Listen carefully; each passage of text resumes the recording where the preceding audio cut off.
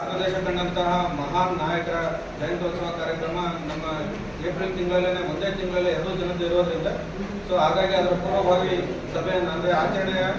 ಕ್ರಿಯೆ ಹೇಗೆ ಮಾಡಬೇಕು ಅನ್ನೋದಕ್ಕೆ ಅಥವಾ ನಮ್ಮ ತಾಲೂಕಿಗೆ ಸಂಬಂಧಪಟ್ಟಂತೆ ಏನೆಲ್ಲ ಕಾರ್ಯಕ್ರಮವನ್ನು ಅಳವಡಿಸಿಕೊಂಡು ನಾವು ಇವತ್ತು ಅವರ ಮಹಾನ್ ನಾಯಕರಿಗೆ ಗೌರವ ಸಲ್ಲಿಸುವಂಥ ಕಾರ್ಯಕ್ರಮದಿಂದ ಆಗುತ್ತಾ ಅನ್ನುವಂಥ ವಿಷಯಕ್ಕೆ ಸಂಬಂಧಪಟ್ಟಂತೆ ತಾಲೂಕು ಆಡಳಿತದಿಂದ ತಮ್ಮೆಲ್ಲರನ್ನೂ ಸಹ ನಾವು ಕರೆ ನೀಡೋದಕ್ಕೆ ತಾವೆಲ್ಲರೂ ಅಷ್ಟೇ ಪ್ರೀತಿಯಿಂದ ನಮ್ಮ ಕರೆಗೆ ಹೋಗೊಟ್ಟು ತಾವೆಲ್ಲರೂ ಸಹ ಬಂದಿದ್ದೀರಾ. ಈಗ ಆಲ್ರೆಡಿ ನಾವು ಕ್ಷಮೆ ಹೇಳಿದಂಗೆ ಬೆಳಗ್ಗೆ ಕರಿಬೇಕಾದಂಥ ಮೀಟಿಂಗ್ ಲೇಟ್ ಆಗಿರೋದ್ರಿಂದ ಮತ್ತೊಮ್ಮೆ ತಮ್ಮೆಲ್ಲರನ್ನು ವಿಷಾದ ವ್ಯಕ್ತಪಡಿಸ್ತಾರೆ. ತಾವೆಲ್ಲರೂ ಇಷ್ಟು ಪ್ರೀತಿಯಿಂದ ಆಗಮಿಸಿದರೆ ಇವತ್ತು ಉತ್ತಮ ಸಲಹೆ ಸೂಚನೆಗಳನ್ನು ನೀಡುವುದರ ಜೊತೆಗೆ ಅವರ ಮಹಾನ್ ನಾಯಕರ ಆಚರಣೆಯನ್ನು ನಾವೆಲ್ಲರೂ ಸಹ ಅರ್ಥಪೂರ್ಣವಾಗಿ ಆಚರಣೆ ಮಾಡಲಿಕ್ಕೆ ಎಲ್ಲರೂ ತಮ್ಮ ಸಲಹೆ ಸೂಚನೆಗಳನ್ನು ನೀಡುವುದರ ಜೊತೆಗೆ ತಮ್ಮ ಪರಿವಾರದೊಂದಿಗೆ ಭಾಗವಹಿಸಿ ಯಶಸ್ವಿಗೊಳಿಸೋಣ ಅಂತ ಹೇಳ್ಬಿಟ್ಟು ತಮ್ಮೆಲ್ಲರನ್ನು ಸಹ ನಾನು ವಿನಂತಿಸ್ಕೊಳ್ತಾ ತಾವೆಲ್ಲರೂ ಈಗ ಸರ್ಕಾರದ ಪರವಾಗಿ ನಾವು 5ನೇ ತಾರೀಕು ಜಗಜೀವನ್ ರಾಮ್ ಅವರ ಜಯಂತ್ಯೋತ್ಸವ ಕಾರ್ಯಕ್ರಮ ಮೊದಲನೇದಾಗಿ, ಆನಂತರ ಏಪ್ರಿಲ್ 14ಕ್ಕೆ ಬಾಬಾ ಸಾಹೇಬ್ ಅಂಬೇಡ್ಕರ್ ಅವರ ಜಯಂತ್ಯೋತ್ಸವ ಇದೆ. ಫಸ್ಟ್ ನಾವು ಆಚರಣೆ ಆಗೋದು 5ನೇ ತಾರೀಕೆ ಇರೋದ್ರಿಂದ ಸರ್ಕಾರದ ವತಿಯಿಂದ ಯಾರಿಗೂ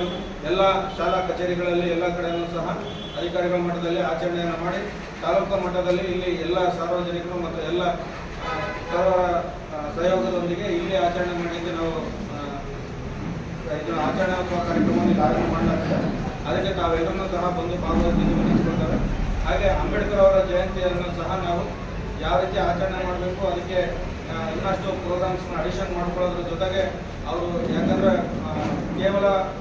ಯಾವುದೇ ಒಂದು ಸಮುದಾಯಕ್ಕೆ ಸೀಮಿತವಾಗಿರುವಂಥವರಲ್ಲ, ಇಡೀ ಮನುಕುಲಕ್ಕೆ ದೇಶನೇ ಮೆಚ್ಚಿದಂತಹ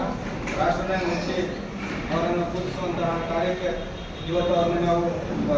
ಇಡೀ ದೇಶಾದ್ಯಂತ ನಾವು ಅವರನ್ನು ಗೌರವಿಸ್ತಾ ಇದ್ದೇವೆ.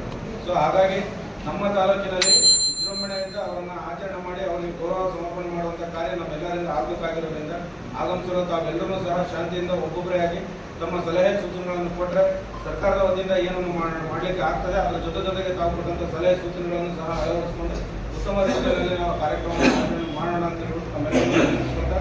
ನಾವು ಈ ವಿಷಯಕ್ಕೆ ಸಂಬಂಧಪಟ್ಟಂತೆ